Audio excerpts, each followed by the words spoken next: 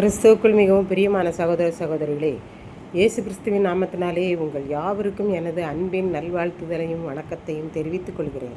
இன்றைய பகலின் குளிர்ச்சியான நாளின் தியான வசனம் யோவான் எழுதின சுவிசேஷம் 11ஆம் அதிகாரம் 44ஆம் வசனம். மரித்தவன் வெளியே வந்தான். அவன் கால்களும் கைகளும் பிரேத சீலைகளினால் கட்டப்பட்டிருந்தது. அவன் முகமும் சீலையால் சுற்றப்பட்டிருந்தது. இயேசு அவர்களை நோக்கி, இவனை கட்டவிழ்த்து விடுங்கள் என்றார்.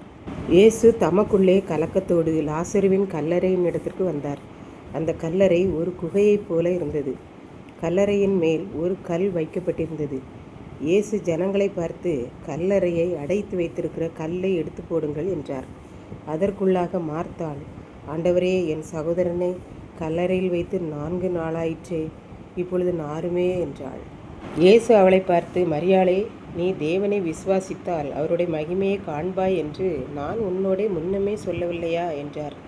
பின்பு மரித்தவன் வைக்கப்பட்ட கல்லறையிலே அடைத்து வைக்கப்பட்டிருந்த கல்லை எடுத்து போட்டார்கள். இயேசு இப்போது பிதாவை நோக்கி ஜெபிக்க ஆரம்பித்தார்.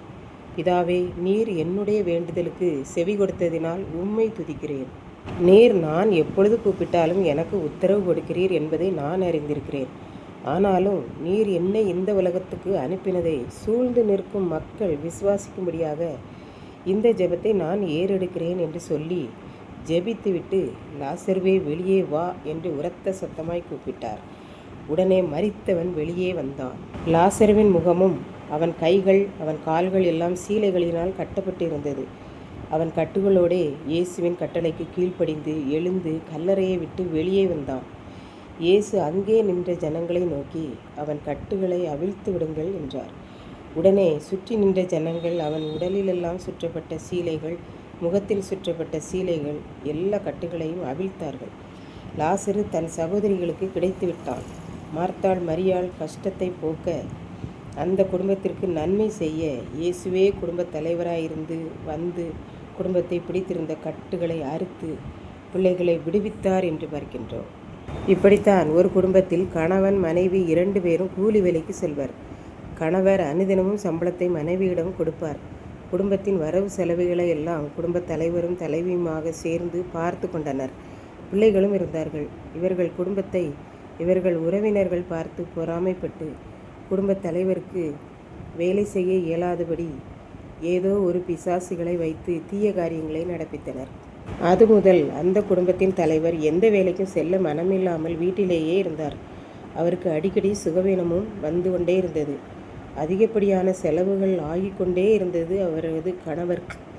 அதனால் குடும்பம் சந்தோஷத்தை இழந்து சமாதானத்தை இழந்து தவித்தது. அதனால் குடும்பத் தலைவிக்கு என்ன செய்வதென்று தெரியவில்லை. அதனால் அவர்கள் அனுதினமும் ஆலயம் சென்று ஜெபித்துவிட்டு அங்கே இருக்கிற ஜெப எண்ணெயை கொண்டு வந்து ஜெபித்து கணவருடைய கால்கள் கரங்களிலெல்லாம் ஜெபம் பண்ணி தேய்த்தனர். அனுதினமும் அவர்கள் அவ்வாறே ஜெப எண்ணெயை தேய்த்து ஜெபித்து வந்தார்கள். அவ்வாறு 40 நாட்கள் ஆண்டவரிடம் வேண்டுதல் செய்தார்கள். அதனால் ஆண்டவர் அந்த குடும்பத்தில் செயல்பட்டு கணவருக்கு இருக்கிற கட்டுகளை அவிழ்த்து போட்டார். இப்பொழுது மறுபடியும் வேலைக்கு செல்கிறார். குடும்பம் சமாதானமாய் காணப்பட்டது. இதை கேட்டுக்கொண்டிருக்கும் எனக்கன்பானவர்களே, இன்றைக்கு நாம் நம்முடைய கவலைகள், கட்டுகள், கஷ்டங்களிலே யாரை தேடுகிறோம்? அந்த அம்மாவை போல நம்முடைய கட்டுகளிலே, கவலைகளிலே ஆண்டவரை தேடுவோம். நம் குடும்பத்திலே இருக்கிற கட்டுகள், கஷ்டங்கள் அவிழ்க்கப்பட வேண்டுமானால் நாம் திறப்பிலே நின்று ஜெபித்து கட்டுகளை அவிழ்ப்போம். நாம் ஆண்டவரை தேடும்போது அவர் நம்முடைய குடும்பத்தில் இடைப்பட்டு நம் கட்டுகளை அறுத்தெறிவார். நாம் அவரை தேடும்போது லாசருவின் கல்லறையின் இடத்திற்கு வந்த தேவன் நம்முடைய குடும்பத்திற்குள், நம்முடைய இல்லத்திற்குள் அவர் வந்து நம்முடைய கவலைகள், கண்ணீர், வியாதிகள், பிரச்சனைகள், தேவைகள் போன்ற எந்த கட்டுகளாக இருந்தாலும் எல்லாவற்றையும் ஆராய்ந்து அறிகிற தேவன் அத்தனை கட்டுகளையும் அவிழ்த்து நம்மை விடுதலை செய்து விடுவார். கர்த்தர் தாமே இந்த வார்த்தைகளை ஆசீர்வதிப்பாராக. ஆமென். ஜெபம். அன்பின் ஆண்டவரே, இந்த அருமையான நல்ல நாளுக்காக நன்றி செலுத்துகிறேன். இப்போது இந்த வார்த்தைகளை கேட்டுக்கொண்டிருக்கிற ஒவ்வொரு பிள்ளைகளும் தன்னுடைய குடும்பத்தின் கட்டுகளை உம்மை தேடி அவிழ்க்கப்பட அருள் புரியும். இயேசு கிறிஸ்துவின் மூலம் வேண்டிக் கொள்கிறேன் பிதாவே. ஆமென்.